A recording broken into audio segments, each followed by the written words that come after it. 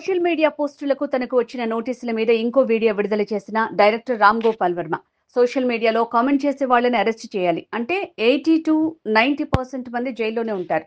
ఇది social media problem, నా problem కాదు. అప్పుడు ఒక్క సెకండ్ నన్ను మర్చిపోతే సోషల్ మీడియాలో ట్వీట్స్ మీమ్స్ పెట్టినంత మాత్రాన ఎవరో ఒకళ్ళు ఏదో ఒక రోజు మేల్కొని 1 year తర్వాత నేను అప్పుడు చూశాను, కానీ ఇప్పుడే చూశాను, అప్పుడు పెట్టావు, ఇప్పుడు నా మనోభావం దెబ్బతిందంటే అసలు దానికి అంత అనేది ఉంటుందా అలాంటి కేసులు పెట్టడానికి? ఓకే, బై లా కంప్లైంట్ వచ్చినప్పుడు కేసు తీసుకోవాలి. ఐ అండర్స్టాండ్, నాకు అంత మాత్రం లా పరిజ్ఞానం నాకు కూడా ఉంది.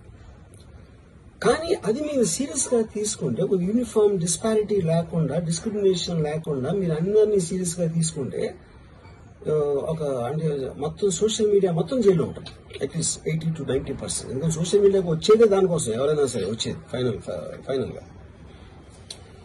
So basically I felt there is a need for me to tell for the concern people. ఇప్పుడు నేను పారిపోయాను, దాక్కుని ఏడుస్తున్నానా, భయపడి ఉనికిపోతున్నానా, వాట్ ఎవర్, అదొకే, that's all fine. I know that is entertainment at the end of the day. అలాంటి thumbnails లేకపోతే ఎవరు చూడరు కాబట్టి వాళ్ళ బతుకు తీరు కోసం అలాంటివి పెట్టుకుంటారు. I have no problem with that. Everybody wants to make a living.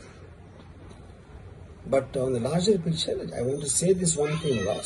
Lastly నేను చెప్పేది ఒక్కటే అందరూ అర్థం చేసుకోవాల్సింది, ఇది సోషల్ మీడియా ప్రాబ్లం, నా ఒక్క ప్రాబ్లం కాదు.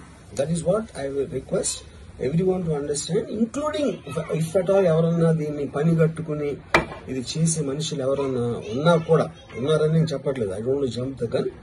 But even for them, I think fundamental importance is this point, Anedi, I wanted to tell. Thank you.